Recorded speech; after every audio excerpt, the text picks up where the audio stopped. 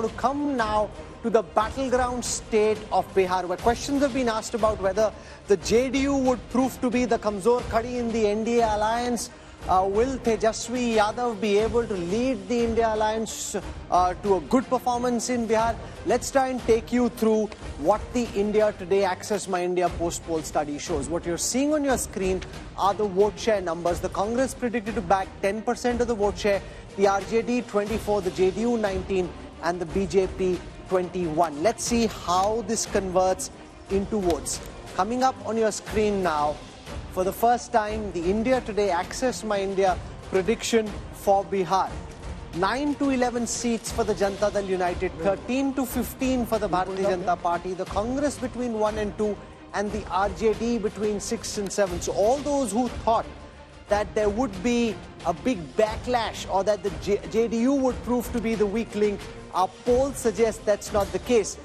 As I go across communities, whether you look at the Paswans, the Chamars, the tribals, the Yadavs, largely the NDA has the advantage. There's been a big consolidation of the Yadav votes, 82% of the Yadav votes in favor of the RJD alliance. That's up 24% from the last time. So big Yadav consolidation. Also a consolidation of the Muslim vote. 86% of the Muslims voting for the RJD alliance in Bihar. That's up 16% from the last time. But everywhere else, whether it's the Kurmis or the OBCs, the Banyas, Brahmins, Rajputs, quite naturally, Rajdeep, apart from the Muslims and the Yadavs, where there is extreme consolidation, late 80s, in the other communities, you've got the NDA doing very well, and JDU hasn't proven to be the Kamzor Khadi.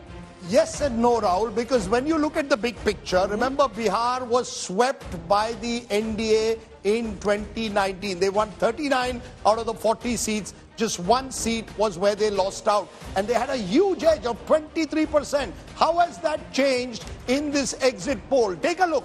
NDA has come down marginally, 8%, substantially, let me say, to 48%. India Alliance has grown by 15%. So just as the BJP has grown in Tamil Nadu and Kerala, here you've got the India Alliance going up by 15%, NDA down by 8%, others are 7%. Now look at the seats. Where does this translate into seats at the moment now?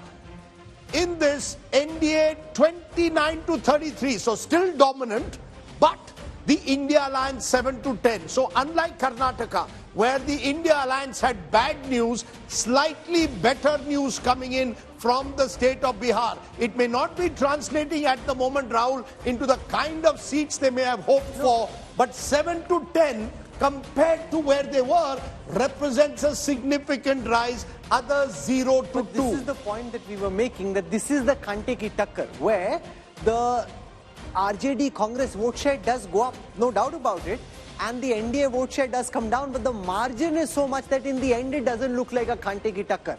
Because in terms of seats, the NDA is still way in front. Because Rajdeep, remember, there was a sense that the JDU could fragment their vote share. Nitish Kumar wasn't all there. This seems to suggest that the NDA is still doing quite well in Bihar. But it comes down. You see, you have to look at it in two ways. NDA is down in Bihar by about 8 seats. And they're up in states like Kerala and Tamil Nadu. They're up in states like Kerala and Tamil Nadu. So they are making up some of those losses. But this is, remember, the first major, in a way, Hindi heartland state that we've looked at. And in the first major Hindi heartland state, it's not a wipeout like 2019. 2019 was a wipeout. What we are seeing in Bihar is a gradual emergence potentially, and you mentioned some of those castes, coming together more strongly, representing possibly hope for Tejaswi Yadav, not so much in a Lok Sabha election where there is an overwhelming Modi factor, but certainly in a Vidhan Sabha election. Let me give you... How, Rajdeep, if you go community by community, apart from the massive surge in the Yadav and the Muslim vote, their hope was that they'll be able to win some of the OBC vote. The data doesn't seem to be suggesting that. They're still slipping and the NDA is gaining. What I think is the strength of Tejaswi also remains partly his weakness.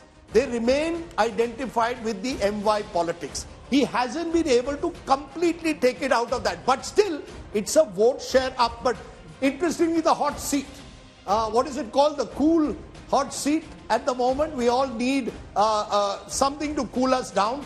Let's take a look at the hot seat of Bihar at the moment. Remember, this is a state with lots of hot seats, lots of kaate ki takkar, and we are looking at Purnia, where my old friend Pappu Yadav is in a close fight. Now, here is someone, Rahul, who could have easily been the candidate of the India Alliance.